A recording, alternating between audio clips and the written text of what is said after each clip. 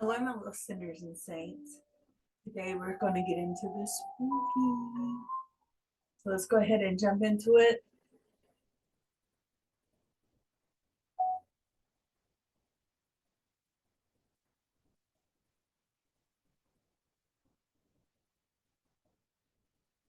We're going to start with some scary stories.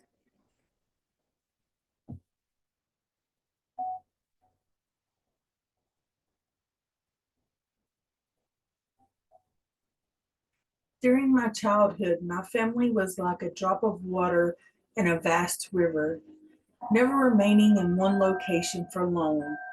We settled in Rhode Island when I was 8, and there we remained until I went to college in Colorado Springs. Most of my memories are rooted in Rhode Island, but there are fragments in the attic of my brain which belong to those various homes we lived in when I was much younger. Most of these memories are unclear and pointless, chasing after another boy in the backyard of my house in North Carolina, trying to build a raft to float on a creek behind the apartments that we rented in Pennsylvania, and so on. But there is one set of memories which remains as clear as glass, as though they were just made yesterday.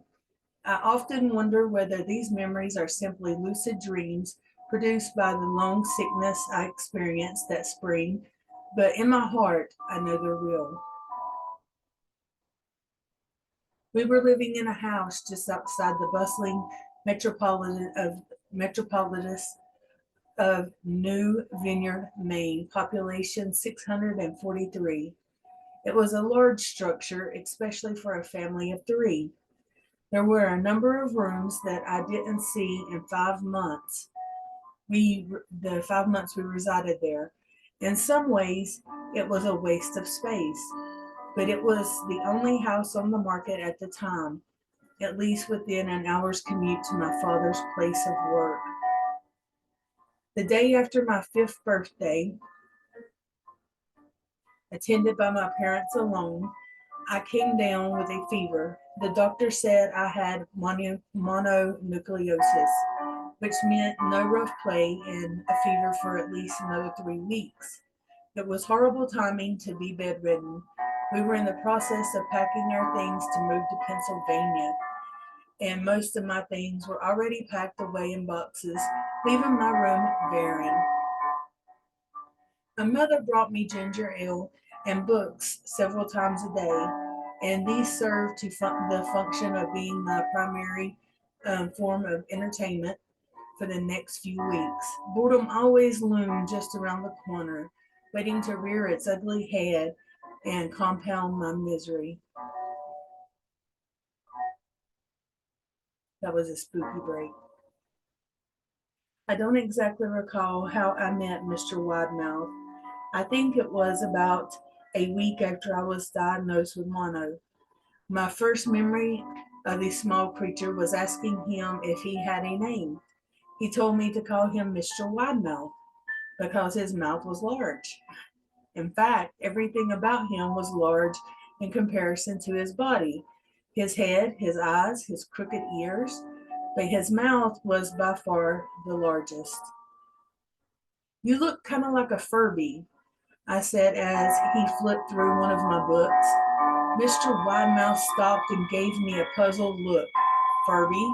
What's a Furby? He asked. I shrugged. You know, the toy, the little robot with the big ears. You can pet and feed them almost like a real pet. Oh, Mr. Widemouth resumed his activity. You don't need one of those. They aren't the same as having a real friend.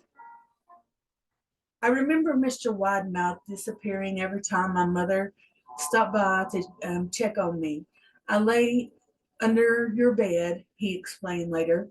I don't want your parents to see me because I'm afraid they won't let us play anymore. We didn't do much during the first day or two.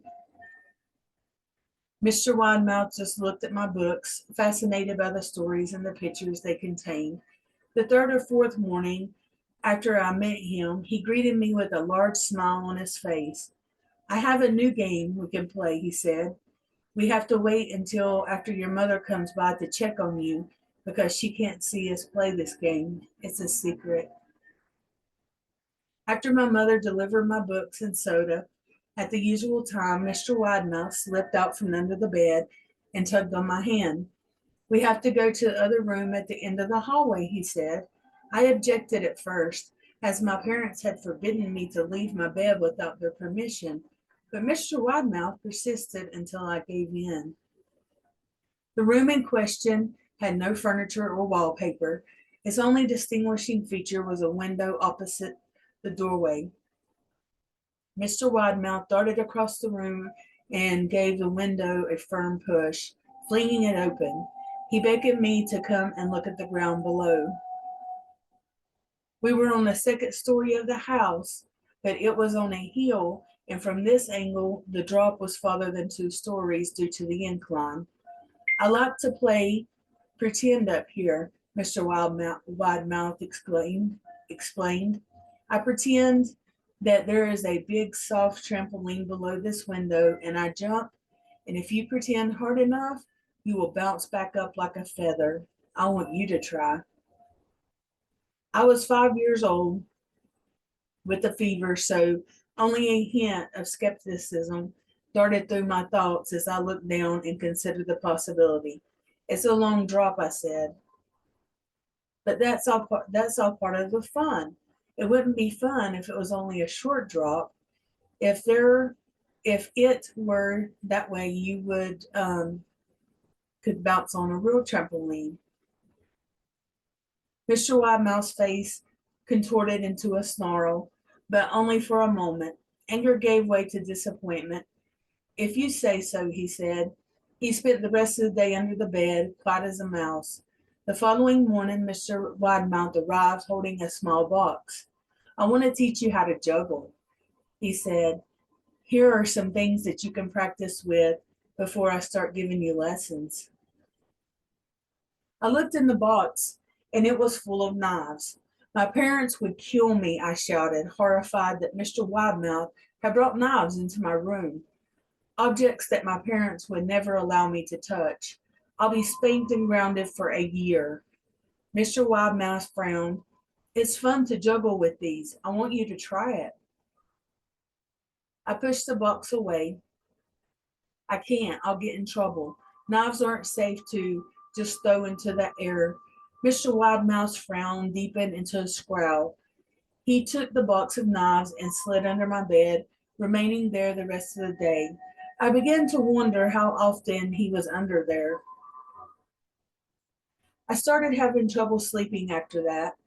Mr. Widemouth often woke me up at night, saying he would put a real trampoline under the window, a big one that I couldn't see in the dark. I always declined and tried to go back to sleep, but Mr. Widemouth persisted.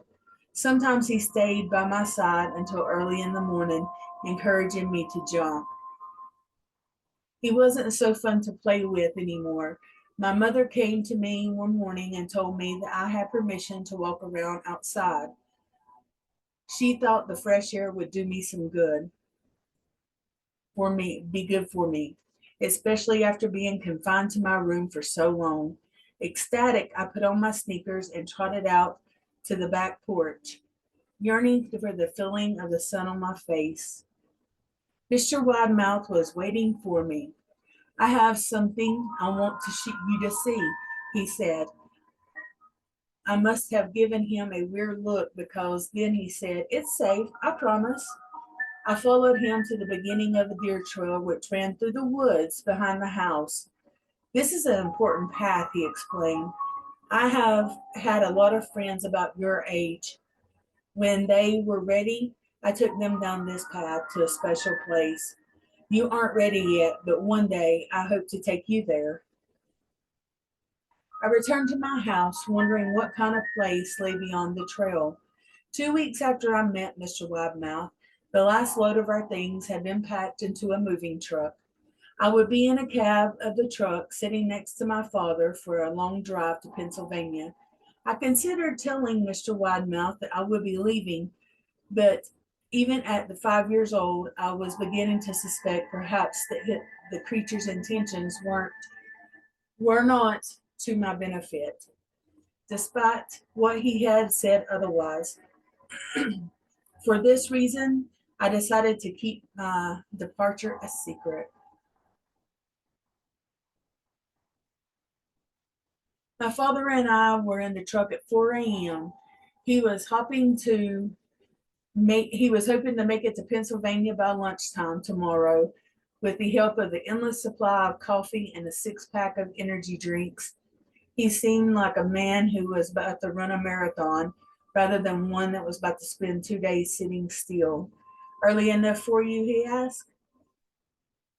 I nodded and placed my head against the window, hoping for some sleep before the sun came up. I felt my father's hand on my shoulder. This is our last move, son, I promise. I know it's been hard for you, as sick as you've been. Once daddy gets promoted, we can settle down and you can make friends. I opened my eyes as we backed out of the driveway. I saw Mr. Widemouth's silhouette in my bedroom window. He stood there motionless until the truck was about to turn onto the main road. He gave me a pitiful little wave goodbye, steak knife in hand, and I didn't wave back. Years later, I returned to the vineyard, or the vineyard, the place of land where our house stood was empty except for the foundation, as the house burned down a few years after our family left. Out of curiosity, I followed the deer trail that Mr. Widemouth had shown me. Part of me expected him to jump from behind the tree and scare the bejesus out of me, but I felt like Mr. Widemouth was gone somehow, tied to the house that no longer existed.